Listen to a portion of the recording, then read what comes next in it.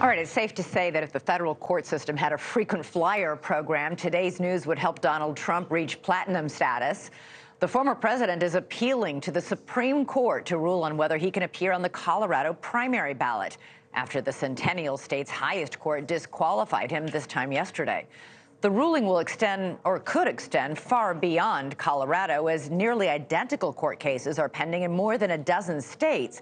So the question: do Trump's actions on January 6th disqualify him constitutionally under the stipulations of the 14th Amendment, which forbid any oath-breaking insurrectionist from running? For his part, President Biden says he will defer to the judiciary branch. But while Trump has not been criminally convicted of insurrection in any court, his successor and rival has no qualms about using the I word.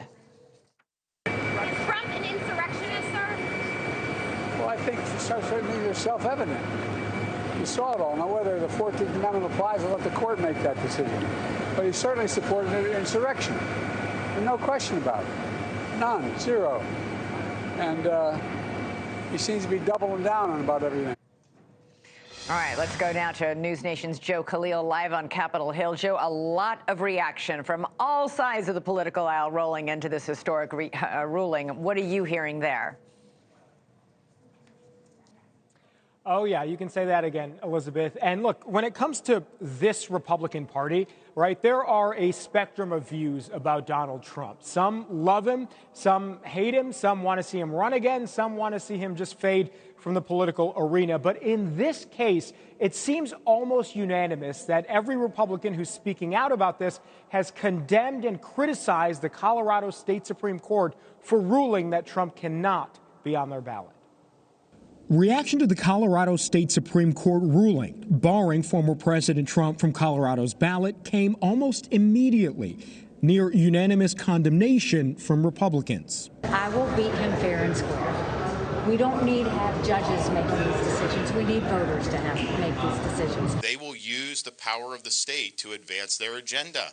And you see that with the Colorado Supreme Court. I mean, look, if somebody's convicted or something of some of these things, there was no trial on any of this. The Republicans running against the former president, hoping to best him and earn the party's nomination, have all publicly said they believe the ruling was wrong. Vivek Ramaswamy going as far as to call for a boycott of the Colorado primary altogether. I pledge to withdraw from the Colorado GOP primary ballot unless and until Trump's name is restored. Even Chris Christie, by far the former president's most vocally critical opponent, someone who calls Trump unfit for office and authoritarian, says the ruling was a stretch. What I will say is this. I do not believe Donald Trump should be prevented from being president of the United States by any court. I think he should be prevented from being president of the United States by the voters of this country. That's what I think. Republicans on Capitol Hill feel the same. Many in the House and Senate releasing statements calling the ruling unfair, improper, and overreaching. Speaker of the House Mike Johnson called the ruling a, quote, veiled partisan attack and a reckless decision. Senator Tom Tillis, Republican from North Carolina, proposing legislation to take decisions on eligibility for the ballot out of the hands of state courts entirely and giving it solely to the U.S. Supreme Court.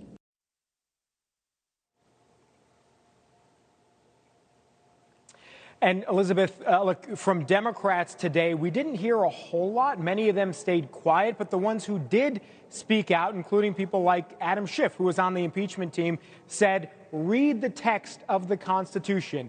If by the text you're going to make this decision, then he believes the ruling was right and that Donald Trump should be disqualified. We've heard that from some other Democrats. I should note one person who has said nothing so far, noticeably Mitch McConnell.